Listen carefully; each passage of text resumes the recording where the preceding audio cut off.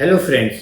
आज का वीडियो उन लोगों के लिए जो हेयर ट्रांसप्लांट के बारे में सोच रहे हैं। अगर आपने हेयर ट्रांसप्लांट के बारे में कंफर्म सोच ही लिया है तो डेफिनेटली आपको कुछ डाउट्स होंगे कि हेयर ट्रांसप्लांट के बाद मुझे क्या क्या केयर करने का है, क्योंकि पोस्ट हेयर ट्रांसप्लांट केयर बहुत ही इंपॉर्टेंट रहता है एक अच्छे रिजल्ट के लिए। और अगर आपका हेयर ट्रांसप्लांट हो चुका है तो आप ये वीडियो के बारे में देखकर आपको वो भी आइडिया रहेगा कि कुछ पॉइंट्स आपको प्रॉपर केयर करना है ताकि आपका जो हेयर ट्रांसप्लांट जहाँ पे हुआ है उसका रिजल्ट आपको अच्छा मिले। तो ये वीडियो को एंड तक देखिए, क्योंकि ईच एंड एवरी पॉइंट जो हम बताने वाले वो आपका रिजल्ट चेंज कर सकते हैं। Hello, myself doctor Krishna Balala. I am a DNB dermatologist and hair transplant surgeon. मैं करीबन 7 साल से हेयर ट्रांसप्लांट की प्रैक्टिस कर रहा हूँ at Belleza the skin hair and laser clinic Surat. So friends, हम ऐसे ही वीडियो हेयर ट्रांसप्लांट के रिगार्डिंग और स्किन केयर के रिगार्डिंग हमारे चैनल्स पे पोस्ट करते रहते हैं। तो आप ऐसे कोई भी वीडियोस मिस आउट ना कर पाए, इसीलिए आप हमारे चैनल को सब्सक्राइब भी कर सकते हैं और आपको फर्स्ट एक नोटिफिकेशन मिले, इसीलिए आप नोटिफिकेशन का बेल आइकॉन भी प्रेस करना ना भूलें। जो जैसा मैंने आपको बताया कि ये वीडियो बहुत ही इम्पोर्टेंट है, इसमें जो 11वां नंबर पॉइंट है यानी आखिरी पॉइंट, वो सबसे इम्पोर्टेंट है हेयर ट्रांसप्लांट के केयर के बारे में। और मैं डैम श्योर बोल रहा हूँ कि हर पेशेंट ये पॉइंट जानना चाहता है, तो प्लीज़ ये वीडियो एंड तक देखना ना भूलिए। सो फ्रेंड्स, आज की वीडियो में मैं आपको पॉइंट वाइज हेयर ट्रांसप्लांट के बाद जो पोस्ट प्रोसीजर केयर रहता है उसके बारे में बताऊंगा। तो सबसे फर्स्ट पॉइंट ये रहता है कि नंबर 1, आपको ऐसा ही कुछ बॉटल आपके डॉक्टर प्रिस्क्राइब करेंगे जिसमें नॉर्मल सलाइन रहता है और आपको ये स्प्रे जहाँ पे इम्प्लांटेशन हुआ यानी रेसिपिएंट एरिया पे आपको हर 1.5 से 2 घंटे पे आपको स्प्रे करना है, ताकि आपके ग्राफ्ट के आसपास ड्राइनेस ना प्रोड्यूस हो और उसका इम्प्लांटेशन के बाद जो स्टेम सेल्स रिलीज का प्रोसीजर है वो अच्छे से हो जाए और कम से कम क्रस्ट बने। अभी नंबर टू यानी हेयर ट्रांसप्लांट के बाद हर पेशेंट को ये डाउट रहता है कि सर मुझे कैसे सोने का है। तो आपके लिए 2 ही पोजीशन है जो आपको ध्यान रखने का, और ये आपको नेक्स्ट 5 दिन तक ध्यान रखना है, जिसमें आपको स्ट्रेट सोने का है, आपको करवट नहीं ले सकते हो। और क्योंकि काफ़ी बार डॉक्टर्स आपके टेम्पोरल एंगल्स भी बनाएंगे, तो वो केस में अगर आप करवट लोगे तो ग्राफ्ट वहाँ पे दब जाएंगे और ग्राफ्ट निकल सकता है। तो फर्स्ट पोजीशन ये रह सकता है कि आप बेड पे सीधा सो, बट आप गर्दन के नीचे तकिया रख सकते हो, सिर्फ आपको करवट नहीं लेना है। तो करवट ना लो, इसके लिए साइड में आप कुछ पिलो या तकिया रख सकते हो, जिसकी बदौलत आप करवट लो तो आपका नींद उड़ जाए। और सेकेंड पोजीशन ये रह सकता है कि अगर आपको लग रहा है कि आप करवट एनी हम ले ही लोगे, तो वो केस में आपको चेयर के ऊपर सोने का है, स्ट्रेट सोने का है चेयर के ऊपर, ताकि अगर आपका हेड कोई भी पोजीशन में डिफरेंट पोजीशन में जाए तो तुरंत ही आपका नींद खुल जाए। थर्ड पॉइंट ये है कि जैसे ही आपका हेयर ट्रांसप्लांट होगा, क्योंकि उसमें इन्फेक्शन से बचना बहुत ही ज़रूरी है, इसीलिए अकॉर्डिंग टू द क्लिनिक आपको कुछ एंटीबायोटिक्स, पेन किलर और एंटी हिस्टामिनिक आपको देंगे, जिसकी बदौलत आपको इन्फेक्शन होने के चांसेस नहीं रहेंगे। तो वही एंटीबायोटिक करीबन 7 से 10 दिन तक का रहता है, वो कंपलसरी पूरा करना बहुत ही ज़रूरी है, ताकि आपको रेसिपिएंट एरिया और दोनों एरिया पे आपको कोई भी प्रकार का इन्फेक्शन ना हो। और हीलिंग के बाद आपको खुजली होने के चांसेस रहता है, इसीलिए जो खुजली की गोली रहती है वो भी साथ में देते हैं। तो ये सब चीज़ आपको कंपलसरी फॉलो करना है, यानी ये मैंडेटरी है आपको, क्योंकि अगर आपको इन्फेक्शन हुआ तो हो सकता है आपके रिजल्ट में कुछ कमी आए, आपका रिजल्ट अच्छा भी ना आए। नंबर 4, डाइट कैसा खाना चाहिए। तो हेयर ट्रांसप्लांट के बाद जितना बने उतना आपको घर का खाना खाना चाहिए, जो कम स्पाइसी हो और कम ऑयली हो। अभी ये क्यों? क्योंकि अगर आप ये मेडिसिन ले रहे हो, उसके साथ अगर आपने कुछ बाहर का खाना खाया, और हो सकता है कितनी भी अच्छी जगह का आप खाना खाओ, फूड पॉइजनिंग अगर आपको हुआ तो वो केस में फिर फूड पॉइजनिंग की भी मेडिसिन साथ में ऐड ऑन हो जाएगी। और एसिडिटी ऐसा कुछ भी आपको हुआ, हाइपर एसिडिटी, तो वो केस में आपको एक्स्ट्रा मेडिसिन लेनी पड़ सकती है। तो एक्स्ट्रा मेडिसिन ना लेना पड़े, इसीलिए आपको जितना बने उतना आपको घर का और थ्रू आउट प्रोटीनेशियस सलाड्स या फ्रूट्स, ऐसी चीज़ ही आपको नेक्स्ट 7 डेज तक खाने की है। फिफ्थ ये है कि आपकी पोजीशन कैसे होनी चाहिए throughout the day after hair transplantation. अगर आप कुछ वर्क कर रहे हो तो ये केस में आपको जितना बने उतना सिर झुकाकर काम नहीं करना है, जैसे आप आईटी पर्सन हो, आप कंप्यूटर के साथ काम कर रहे हो या ऐसे फ़ोन यूज़ कर रहे हो, तो वो केस में आपको अगर आपने आधा घंटे पे काम किया हुआ है तो आधे घंटे के बाद हम आपको एडवाइस करेंगे कि आप थोड़ा रेस्ट ले लो, आपकी गर्दन की ऐसे एक्सरसाइज कर लो, फिजियोथेरापी, जिसकी बदौलत जो हमने ट्यूमिसेंट एनेस्थीसिया दिया है उसमें जो नॉर्मल सलाइन है वो ड्रिप होके आगे ना आए। अदरवाइज हो सकता है कि आपको 4 या 5 दिन के बाद आँख के ऊपर और फोरहेड के ऊपर स्वेलिंग आने के चांसेस रहती है। अभी सेकेंड जो पोजीशन ध्यान में रखने की है वो ये है कि अगर कुछ भी चीज़ आपको फ्लोर से उठाना है, सपोज आपका पेन नीचे गिर चुका है तो उसको लेने का है, तो आप ऐसे बैठ जाओ और फिर उठाओ ताकि आपका गर्दन स्ट्रेट रहे। अगर आप ऐसे झुक कर ले रहे हो तो आपका गर्दन झुक रहा है, जिसकी बदौलत आपका स्वेलिंग होने की संभावना काफ़ी सारी बढ़ जाती है। तो पोजीशन भी बहुत मैटर करता है, जिसकी बदौलत आपको हेड पे या आइज़ के ऊपर स्वेलिंग होने के चांसेस बहुत ही कम हो जाएंगे। अभी नंबर 6 पॉइंट ये है कि जैसे ही आपका हेड ट्रांसप्लांट हुआ है तो आपको जो रेसिपिएंट एरिया है जहाँ पे इम्प्लांट हुआ उसको कुछ चीज़ों से बचाना बहुत ज़रूरी है, जैसे कि डायरेक्ट सनलाइट, फिर धूल और मिट्टी।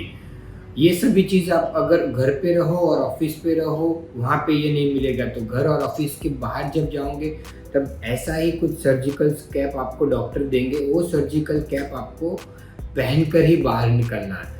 इसको आप ऐसे करके डायरेक्टली से पहन सकते हो ताकि आपका जो रेसिपिएंट एरिया पे है वहाँ पे डायरेक्ट सनलाइट भी ना गिरे और धूप भी ना लगे और धूल मिट्टी भी ना लगे। ये इसीलिए इम्पोर्टेंस है कि अगर डायरेक्ट धूप और वो सब गिरेगा तो आपको वहाँ पे खुजली होने की पॉसिबिलिटीज़ ज़्यादा बढ़ जाएंगी, खुजाओगे तो ग्राफ निकल जाएंगे और आपका रिजल्ट बिगड़ेगा। अभी धूल मिट्टी और बाहर आप जाओगे वो सब गिरेगा, वहाँ पे वो कलेक्ट होगा और उसकी बदौलत वहाँ पे कुछ इन्फेक्शन या फिर आपको वहाँ पे धूल जम जाएगा तो स्प्रे और उसमें आपको दिक्कत हो सकता है। तो इसीलिए ये कैप का बहुत ही इम्पोर्टेंट है। बट ये कैप की चीज़ अच्छी है कि आप घर पे रहो या ऑफिस में रहो वहाँ पे पहनने की कोई भी ज़रूरत नहीं है, बट बाहर जाए तब बिल्कुल भी भूलना नहीं है ये कैप को। नंबर 7, आपको चेहरे पे या फोरहेड पे स्वेलिंग ना आए उसके लिए कुछ एक्सरसाइज आपको फॉलो करने का है। जैसे कि अगर आप लॉन्ग टर्म तक काम कर रहे हो तो आपको ऐसे गर्दन का मूवमेंट करने का है ताकि आपको एक हल्का सा रेस्ट मिल जाए। फिर स्वेलिंग ना आए उसी लिए आपको हर 4 से 5 घंटे पे आप आइसिंग जो रहता है, आइस क्यूब या आइस जेल जो रहता है वो आप फोरहेड पे लगा सकते हो ताकि आपको वहाँ पे स्वेलिंग ना हो जाए। और दूसरा तरीका ये है कि आपको स्वेलिंग इन केस अगर हो चुका है तो वो केस में आपको आइसिंग भी करना है और उसी के साथ हैंड मसाज ऐसे ऐसे आपको करना है आईब्रोज के ऊपर और फोरहेड के ऊपर, यानी फिंगर टिप से आप हल्का सा प्रेशर दे के मसाज करोगे तो ये स्वेलिंग धीरे धीरे करके आपका चला जाएगा। नंबर 8, आपको एक्सरसाइज और ये सब चीज़ें कब स्टार्ट करनी चाहिए। जैसे कि आपको कोई भी फिजिकल एक्सरसाइज जिसमें आपको स्वेटिंग बहुत ही ज़्यादा हो रहा है, जैसे कि जॉगिंग, स्विमिंग, साइकिलिंग या फिर रनिंग कर रहे हो, कुछ भी कर रहे हो, तो ये सभी चीज़ में आपको एटलीस्ट 21 दिन के बाद ही आप स्टार्ट कर सकते हो, क्योंकि जितना ज़्यादा आप फोर्सफुली एक्सरसाइज करोगे उतना स्वेटिंग ज़्यादा होगा और वो अननेसेसरी आपकी ग्राफ्ट का हीलिंग कम करेगा। तो स्वेटिंग एक प्रॉब्लम नहीं है, बट आप वहाँ पे ब्लड सर्कुलेशन प्रॉपर नहीं मिलेगा तो वो केस में आपका हीलिंग अच्छे से नहीं होगा और ग्रोथ में फिर वो डिस्टर्बेंस क्रिएट कर सकता है। इसीलिए कोई भी फिजिकल एक्सरसाइज आप 21 दिन के बाद कर सकते हो। नंबर 9, काफ़ी पेशेंट हमको पूछते हैं कि सर हमारा जो ट्रैवलिंग रहता है वो बाइक के ऊपर रहता है तो हमको कैप और हेलमेट हम कब पहन सकते हैं, या फिर ऑफिस में ऐसा कुछ है कि फैक्ट्री में काम कर रहे हैं वहाँ पे कंपलसरी हेलमेट पहनना है तो कब पहन सकते हैं। तो ये सभी चीज़ आपको कंपलसरी मैं बोलूँगा कि 15 से 20 दिन के बाद ही पहनना चाहिए, क्योंकि आपके केस में अगर वहाँ पे अननेसेसरी ज़्यादा प्रेशर आया तो जो हीलिंग प्रोसेस आपके ग्राफ्ट का हो रहा है वहाँ पे कुछ डैमेज हुआ तो ग्राफ्ट तो वैसे भी निकलने वाला है, बट डैमेज के कारण कुछ ब्लीडिंग स्पॉट्स और वो सब हो सकता है। और क्योंकि ब्लड एक बहुत ही अच्छा पॉइंट है जिसमें बैक्टीरियाज ग्रोथ हो सकता है, तो आपको कम ब्लड ना निकले उसी लिए भी ध्यान रखना है। अदरवाइज ब्लड निकलेगा वहाँ पे तो कुछ बैक्टीरिया का इन्फेक्शन लगा तो वहाँ पे कुछ फॉलिकुलाइटिस और वैसी चीज़ भी हो सकती है। तो इसीलिए आपको टाइट कैप है या हेलमेट चीज़ है वो आपको अवॉइड करना चाहिए। 15 से 20 दिन के आसपास से आप पहन सकते हो। नंबर 10 पॉइंट्स, यानी हेयर ट्रांसप्लांट के बाद आप जो भी सैलून का ट्रीटमेंट रहता है रिगार्डिंग हेयर ट्रीटमेंट, वो आप कब से स्टार्ट कर सकते हो। तो नॉर्मली हम जो कटिंग है, डाइंग है, ट्रिमिंग, उसमें कुछ आपको एडवाइस कर सकते हैं, और हेयर कलरिंग जो आपको हेयर ट्रांसप्लांट के बाद ध्यान रखना है। जैसे कि आप अगर ये कर रहे हो कि हेयर को ट्रिमिंग कर रहे हो with the help of trimmer, तो ये चीज़ आप 1.5 महीने के बाद कर सकते हो। बट अगर आपको उसको काटना है with the help of scissor, जो कातर रहता है उससे आपको काटना है, तो एटलीस्ट आपको 2 महीने तक आपको सीजर टच नहीं करना है ऑन द रेसिपिएंट एरिया। आप डोनर एरिया पे कुछ भी कर सकते हो, वहाँ पे कुछ प्रॉब्लम नहीं है।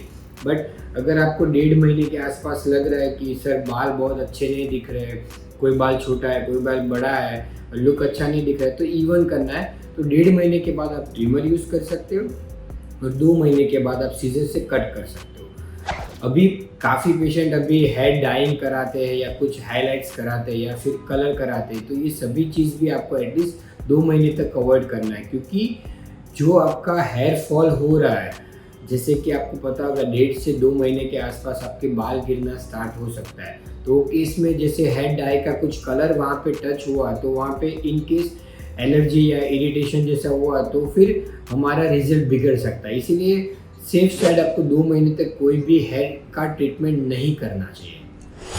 पॉइंट नंबर 11, जो सब पेशेंट की इच्छा रहती है, हर पेशेंट इसके बारे में हमको पूछता है और जानना चाहता है, वो है अल्कोहल एडिक्शन, स्मोकिंग या फिर टोबैको च्यूइंग। क्योंकि अभी काफ़ी ये क्वेश्चन रहता है कि हमको क्या क्या अवॉइड करना है।